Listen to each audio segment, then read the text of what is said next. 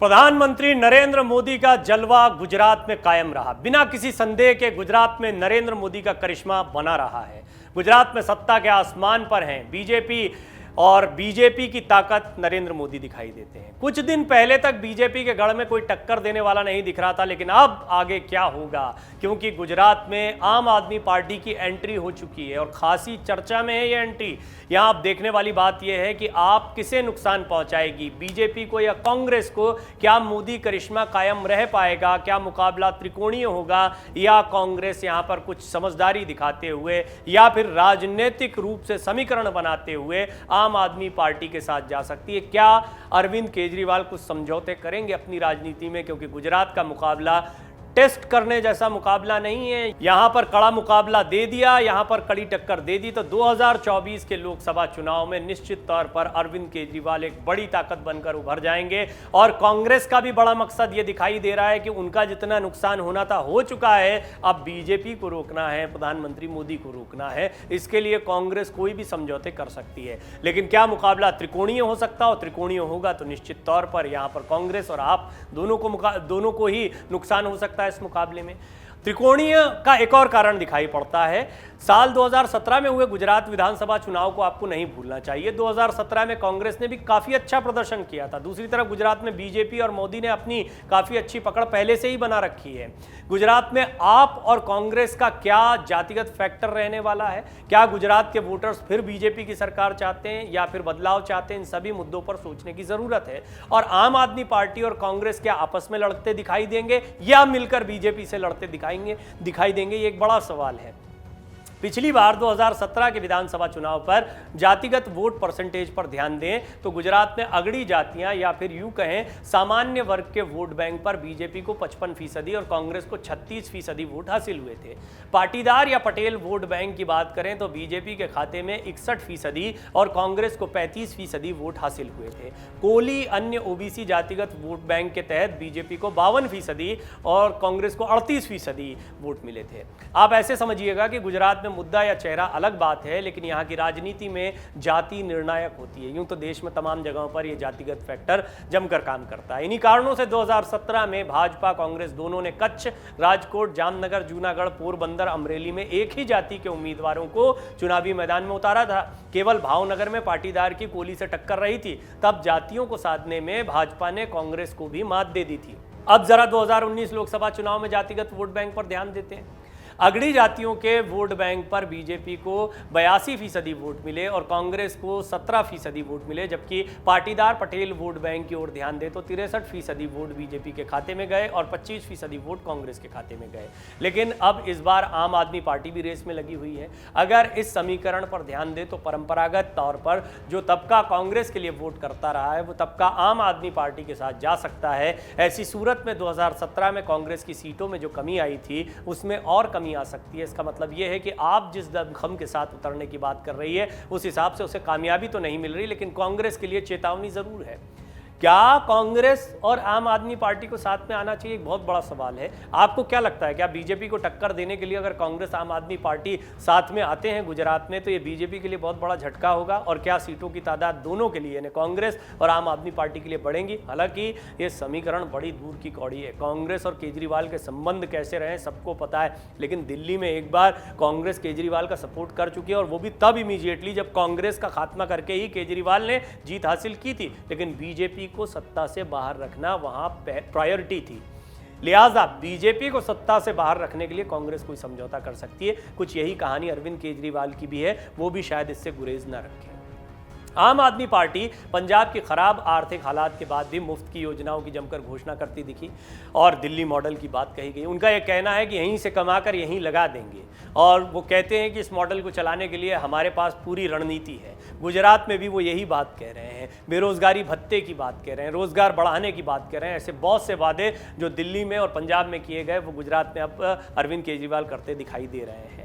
बहुत मुमकिन है कि इनका असर भी होता हो और युवाओं को ये अपील कर रहे हो। पंजाब चुनाव जीतने के बाद भगवंत मान सरकार अपनी योजनाओं को पूरा करने के लिए केंद्र से मदद मांगते हुए देखे जा चुके हैं, लेकिन अगर भाजपा को गुजरात में भी आम आदमी पार्टी का मुकाबला करना पड़ता है तो उसे यहाँ भी उसी तरह मुफ्त के दावों की पोटली खोलनी पड़ेगी जैसे वो उत्तर प्रदेश और उत्तराखंड में करने को मजबूर हुई थी। दूसरा बड़ा कारण है कि भाजपा के लिए कांग्रेस का मुकाबला करना ज्यादा आसान रहेगा। कांग्रेस नेताओं पर लगे भ्रष्टाचार के आरोप, गांधी परिवार पर परिवारवाद का आरोप भाजपा को कांग्रेस की तुलना में मजबूत स्थिति में ला चुका है। कई राज्यों में कांग्रेस की स्थिति धीरे धीरे कमजोर हुई है और जहां जहां पर सीधा मुकाबला है बीजेपी और कांग्रेस के बीच में, वहां कांग्रेस की स्थिति लगातार गड़बड़ाई है।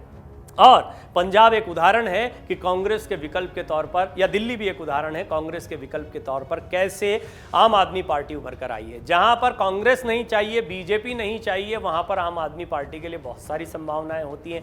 लिहाजा हरियाणा, गुजरात दो बहुत महत्वपूर्ण राज्य हैं, हिमाचल को भी गिन लीजिए। इसमें छोटे राज्यों में ज़्यादा आसानी से काम किया जा सकता है। गुजरात की कहानी कुछ और है, यहाँ पर बीजेपी एकमात्र बड़ी ताकत या बहुत मजबूत ताकत दिखाई देती है, आज से नहीं पिछले काफ़ी समय से। लेकिन काडर के लिहाज से देखें, जातिगत समीकरणों के लिहाज से देखें, या बीजेपी से नाराजगी की राजनीति के लिहाज से देखें, एंटी इनकम्बेंसी हर राज्य में होती है। गुजरात में भी एक दौर था जब कांग्रेस की अच्छी मजबूत पकड़ हुआ करती थी। संगठन के स्तर पर आज भी थोड़ी बहुत पकड़ देखने को मिलती है, लेकिन आम आदमी पार्टी और कांग्रेस चाहें तो मिलकर एक कड़ी टक्कर दे सकते हैं, ये कई सियासी जानकारों का मानना है। यही कारण है कि भाजपा भी अपने मुकाबले कांग्रेस को देखना पसंद करती है, क्योंकि कांग्रेस को हराना ज़्यादा आसान है।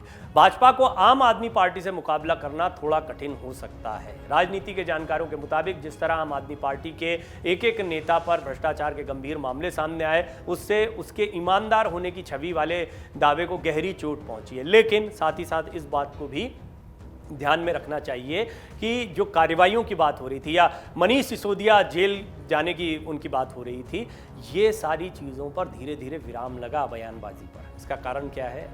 बहुत बड़ा कारण यह है कि एक सिंपैथी गेन कहीं गुजरात में तो नहीं हो जाएगा। अरविंद केजरीवाल ने केंद्रीय जांच एजेंसियों के गलत इस्तेमाल, कमज़ोर करने, डराने, गलत राजनीति करने जैसे गंभीर आरोप बीजेपी पर एक के बाद एक लगाए। उन्होंने कहा कि ये हमारे खिलाफ जो कुछ भी हो रहा है ये राजनीतिक हितों को साधने के लिए किया जा रहा है।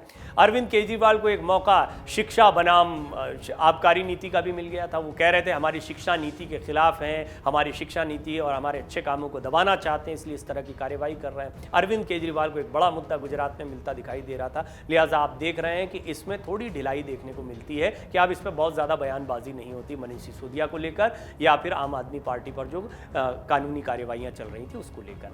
अरविंद केजरीवाल गुजरात या हिमाचल में अपनी ईमानदार राजनीति या शिक्षा व्यवस्था, शिक्षा, स्वास्थ्य दोनों को लेकर जो काम किया, इसकी बेहतरी का दावा मजबूती से नहीं कर पाते अगर ये चीज़ें और बढ़ती या फिर बढ़ेंगी तो, क्योंकि ये एक डेंट लगा है। लेकिन अब अरविंद केजरीवाल इस पर बैक फुट पर ना खेलते हुए फ्रंट फुट पर खेल रहे हैं और वो कह रहे हैं कि हमारी इन्हीं चीज़ों से घबराकर हमारे खिलाफ ये राजनीति की जा रही है। आम आदमी पार्टी कांग्रेस के वोट बैंक को तोड़कर आगे बढ़ने का काम करती रही है।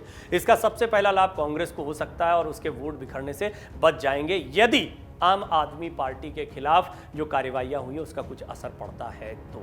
लेकिन अरविंद केजरीवाल का कॉन्फिडेंस देखते बनता है। गुजरात में जिस तरह से वो रैलियां कर रहे हैं, जो भाषण दे रहे हैं, कांग्रेस के खिलाफ भी उन्होंने कहा जो खत्म हो गए उनके बारे में क्या बात करना, इससे ये बहुत कम चांसेस लगते हैं कि आम आदमी पार्टी कांग्रेस को पछाड़ने में यहाँ पर कामयाबी हासिल ना करे। कितनी पछाड़ पाएगी, कितनी सीटें हासिल कर पाएगी, अगर त्रिकोणीय मुकाबला होता है तो देखने वाली बात होगी, या पंजाब जैसी कोई स्थिति बनती है उसके लिए कुछ नहीं कहा जा सकता, कोई राजनीतिक भविष्यवाणी नहीं हो सकती है। लेकिन हाँ, ये बात बहुत स्पष्ट है कि अगर मिलकर साथ में चुनाव लड़ते हैं तो बात बिल्कुल अलग हो जाएगी।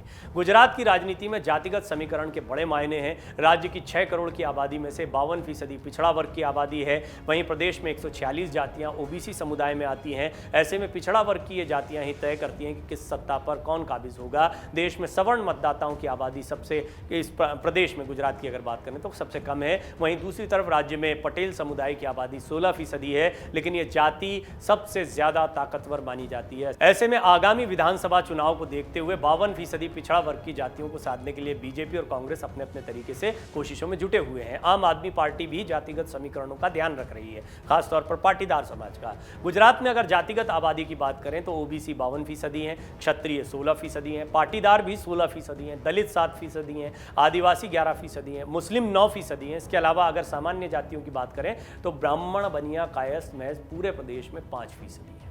वर्तमान चुनाव का समीकरण यह है कि अगर कांग्रेस के वोट बैंक में बिखराव होता है तो इसका सीधा लाभ भाजपा को होगा और उसकी गुजरात की जीत एक बार फिर आसान हो सकती है। लेकिन लंबे समय में भाजपा कभी नहीं चाहेगी कि उसे कांग्रेस के बजाय आम आदमी पार्टी से या इन दोनों से मिलकर मुकाबला करना पड़े। वो तो स्थिति और ज़्यादा खतरनाक हो सकती है बीजेपी के लिहाज से।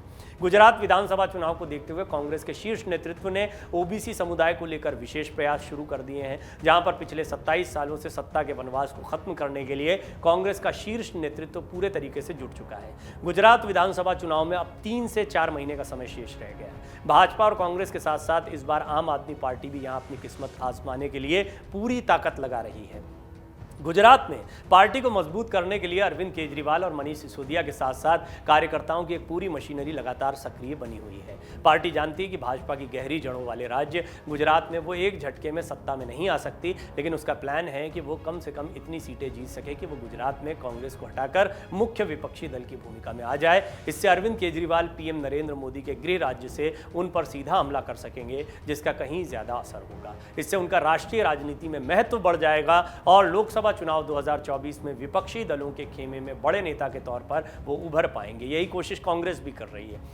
विपक्षी एकता तब तक साकार नहीं हो पाएगी जब तक अरविंद केजरीवाल और ममता बनर्जी के पत्ते स्पष्ट नहीं हो जाते। ममता बनर्जी और अरविंद केजरीवाल यदि किसी एक खेमे में साथ में दिखाई देते हैं और कांग्रेस भी वहां पर है तो आप समझ लीजिए कि एक बहुत मजबूत मोर्चा होगा। हालांकि इसकी संभावनाएं कम है और यही वजह है कि बीजेपी अभी ताकतवर दिखाई पड़ती है। लेकिन कुछ नहीं कहा जा सकता, बीजेपी को बाहर रखने के लिए कोई भी समीकरण बन सकते हैं।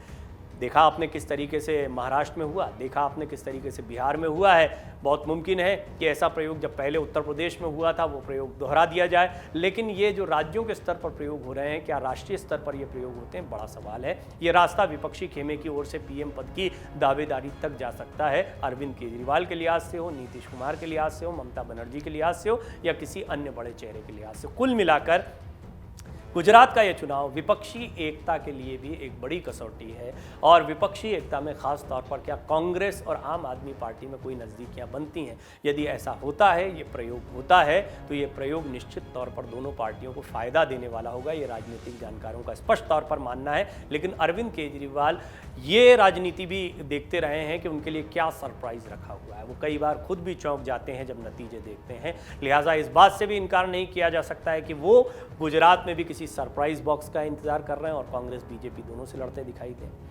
होगा क्या ये तो आने वाले समय में पता लग जाएगा। लेकिन गुजरात समेत 2024 में बीजेपी की चुनौतियां बढ़ती दिखाई दे रही हैं। ये चुनाव पिछले विधानसभा और पिछले लोकसभा चुनाव की तरह नहीं होने वाले हैं। बीजेपी को यहां पर कड़ी टक्कर मिल सकती है यदि विपक्षी एकजुटता देखने को मिलती है तो। डाउनलोड करें अमर उजाला ऐप और पाएं खबरें लगातार। अगर आप ये वीडियो YouTube पर देख रहे हैं तो हमारे चैनल को सब्सक्राइब करें और बेल आइकन को दबाना ना भूलें। अगर आप Facebook पर ये वीडियो देख रहे हैं तो हमारे पेज को लाइक करें।